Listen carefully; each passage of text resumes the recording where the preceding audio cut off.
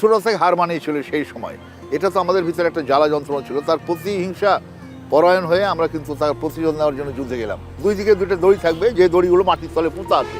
ওটাই যখন বগি ইঞ্জিনের উপরে আসবে, অ্যান্টি ট্যাঙ্ক মাইন্ডের উপরে যখন ইঞ্জিনটা আসবে, তখন আমরা টান মারবো। যখন এটা আমরা পুল সুইচটা অন হয়ে গেল, অন হলে বিকট আওয়াজে বিস্ফোরণ হলো, তখন আমরা বীর বিক্রমের চিৎকার করে উঠলাম।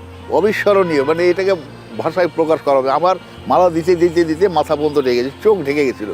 আমরা দেশ স্বাধীন করে রক্ত ঝরালাম, আমাদের শহীদ হলো আমাদের মেলা যোদ্ধা ভাই। অথচ দুর্ভাগ্যজনক আমাদের যুদ্ধের ফসলটা কেউ বা কাহারা মনে হয় ছিনিয়ে নিল, নিয়ে তাদের মনমর করে দেশ পরিচালনার দায়িত্ব আমাদেরকে আস্থা করে ফেলে দিল।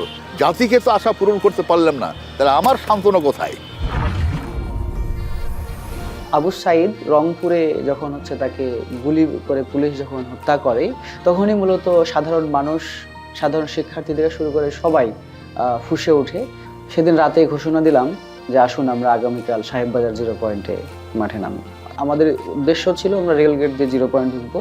তো সে সময় যুবলীগের পেটুয়া বাহিনী তারা হামলা করে। আমার বাম পায়ে আমি আঘাতপ্রাপ্ত হই 3 তারিখে। পরের দিন আমাকে আন্দোলনে যেতে নিষেধ করা হলো, সবাই নিষেধ করলো যে আপনার যাওয়ার দরকার নেই। কিন্তু যেহেতু মৃত্যুর ভয় চলে গেছে, যে এই সামান্য পা আহত হয়েছে, আমি ঘরের মধ্যে বসে থাকবো। তো বাসায় যাওয়ার পরে আমার আব্বা বলল যে তুমি তো কাপুরুষের মতো বের হয়ে চলে এসছো, এটা তো তোমার জন্য, আমি তো এরকম ছেলে আমি তো জন্ম দিই নাই, আমার ছেলে তো বীরের মতো বেঁচে থাকবে।